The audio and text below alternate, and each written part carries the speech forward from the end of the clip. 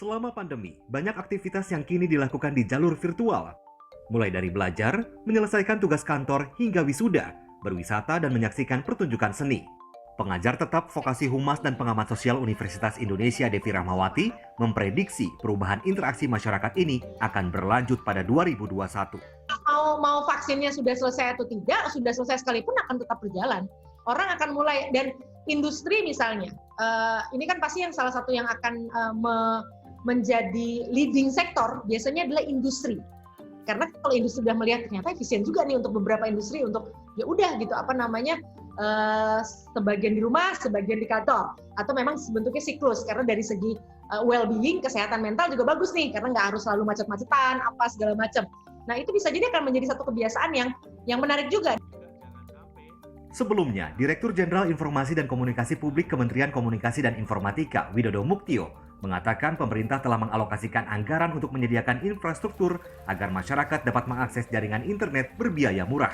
Kami di Kominfo apa tugasnya? Kami di Kominfo berkolaborasi dengan pemilik telekomunikasi, entah Telkom, Indosat, dan seterusnya, untuk memberikan layanan berbiaya murah. Entah itu bentuknya diskon atau mungkin ada yang free dan seterusnya. Dan angkanya dari semua pemilik telco itu luar biasa. Setiap bulan itu kita kita minta ada berapa yang disubsidikan kepada publik semua telco itu. Angkanya 1,9 T per bulan. Namun, menurut sosiolog Universitas Indonesia Rafaela Dewantari Duyanto, ketersediaan infrastruktur telekomunikasi bukan satu-satunya pendukung perilaku virtual. Pemerintah diharapkan mengupayakan gerakan literasi digital agar kesenjangan digital bagi kalangan gagap teknologi teratasi. Jadi digital divide yang selama ini kita tidak kemukakan adalah literasi. Dan literasi itu bisa berupa perbedaan generasi, bisa juga berupa perbedaan latar belakang pendidikan. Dan seperti kita ketahui, di Indonesia latar belakang pendidikan kita juga masih ada celah yang besar, betul-betul yang sudah sangat mumpuni, tapi ada juga yang tidak punya kesempatan untuk itu, sehingga tidak punya kesempatan untuk memahami teknologi-teknologi yang mendukung virtual maupun digital tadi.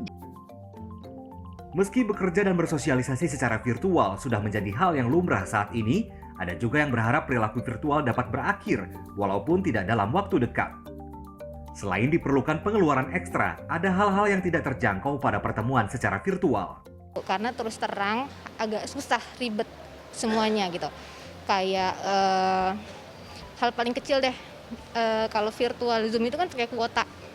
Ada yang ngeluhin kuota, kayak daring pakai kuota, apa pakai kuota. Kalau online menurut saya PJJ itu banyak kendalanya bagi kita.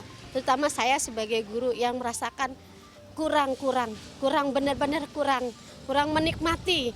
Kita nggak kenal anak salah satunya, nggak kenal wataknya, nggak kenal pribadinya. Kalau kita kumpul, kita tahu setiap hari kita ketemu, itu lebih enak. Secara ekonomi, pelaku bisnis menilai perilaku virtual lebih efisien.